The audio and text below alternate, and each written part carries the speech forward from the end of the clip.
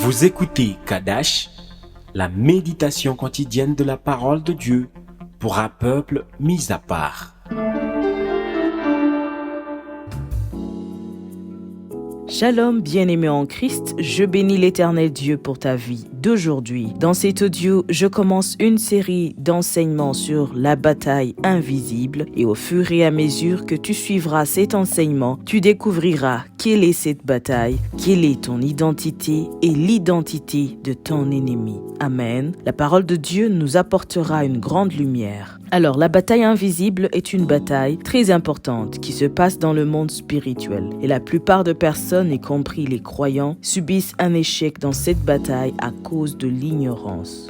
La deuxième lettre à Timothée, chapitre 3, le premier verset nous avertit que dans les derniers jours, il y aura des temps difficiles. Alors pour bien se préparer contre ces temps, nous devons apprendre les stratégies du combat spirituel pour avoir la victoire. La bataille invisible est une lutte ou un combat qui a lieu dans le monde spirituel. C'est une lutte personnelle entre la chair et l'esprit. C'est une lutte sociale contre les forces méchantes du monde. C'est une lutte spirituelle contre les pouvoirs surnaturels. Bien-aimés en Christ, la parole de Dieu nous dit dans Éphésiens chapitre 6, le verset 12, « Car nous n'avons pas à lutter contre la chair et le sang, mais contre les dominations, contre les autorités, contre les princes de ce monde de ténèbres, contre les esprits méchants dans les lieux célestes. » Donc, cette guerre n'épargne personne. Chaque homme ou femme appartient à l'un des deux royaumes opposés. Sachez tout d'abord qu'il existe deux mondes, le naturel et le spirituel. Le naturel, c'est le monde visible et matériel. Ici-bas, nous sentons, nous touchons, nous entendons et nous goûtons. Ton pays, ta maison, tes meubles, ta famille, tout cela se trouve dans le naturel. À côté du monde naturel, nous avons le monde spirituel.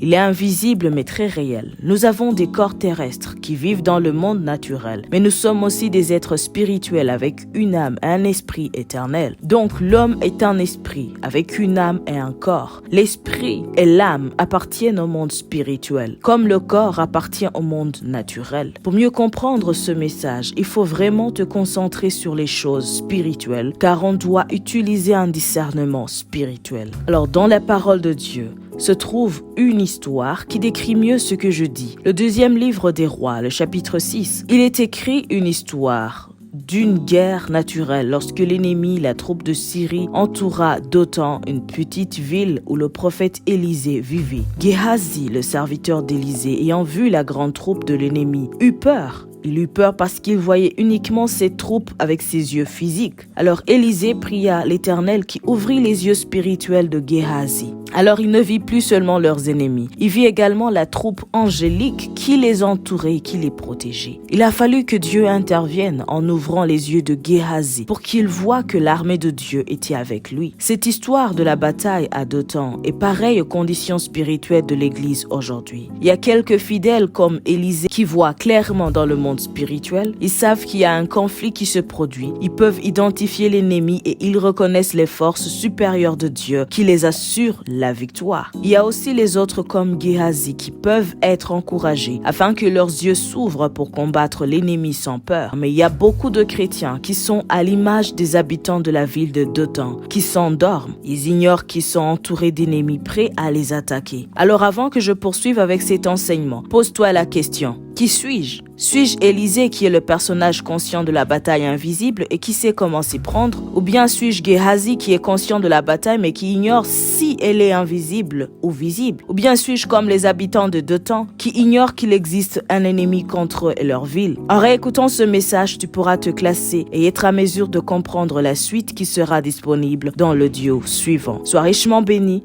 Shalom.